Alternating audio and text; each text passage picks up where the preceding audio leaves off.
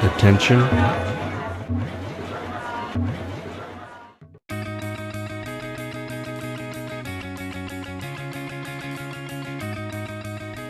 Hi, my name is Erica Olson. In this whiteboard session, we'll be explaining the fundamentals of the balanced scorecard. If you've seen our other whiteboard sessions, the strategic objectives talks a little bit about it as well, and this follows up on the key performance indicator whiteboard session, so check those out too. This one goes over the high points of the balanced being one component and the scorecard being the other component. So what do we mean by balanced? The structure of the balanced scorecard is a way to think about your organization holistically. The balanced scorecard was developed by two guys out of Harvard, Robert Kaplan and Dr. Norton. And they've said, let's look at the organization in 4 different ways, not in silos of departments, but actually holistically. And what does that look like? Let's see what we mean by that. One perspective we need to look at is the financial perspective, which says, how are we looking to our shareholders? Driving down then into a customer perspective is, what value do we need to provide to our customers or our constituents in order to achieve our financial goals? So that's the second perspective of the scorecard.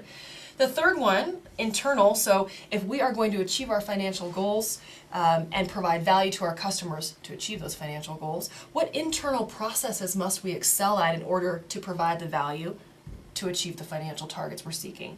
And the fourth perspective is the people perspective, which is, what skills and capabilities must we have in our organization to drive the internal processes to provide value to our customers to reach our financial targets. So again, we can think about this as a strategy framework to make sure that our strategic plan is effective and integrated and holistic, but also a way to kind of think about the organization, again, not structurally, but holistically, or in this case, balanced.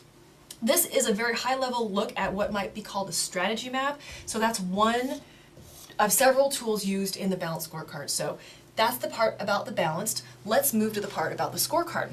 So the scorecard is, as you might imagine, it looks like a scorecard. And it is really about the monitoring and measuring of your strategic plan. How's it broken down? It is pretty simple. It should be broken down into your 4 categories. We just have one example here, but certainly you would expect to see all of the goals in your plan. Again, they're balanced on your scorecard. So we have our goal statement is the first item on the scorecard, and in this case, our example is improve customer satisfaction and loyalty by 20%. We have a measure associated with that goal. I have a couple of them here. So one is your customer satisfaction survey score. Perhaps we said we wanted to increase it by 20%, so the measure is, what are we measuring? And the target is, what's our increase? Another measure that we might look at is delivery time. Maybe in this example, customers value getting their stuff on time. And so delivery time might be a measure of customer satisfaction, and the target might be in less than 4 days. Maybe we're a online retailer. These 2 different measures are pretty interesting, and this is also part of the scorecard. We don't need to get too confused about this, but just think about it. The delivery time is what we would call a leading indicator. It's a driver. It's telling us how we're doing before we actually get that customer satisfaction survey back. And this might be a lag.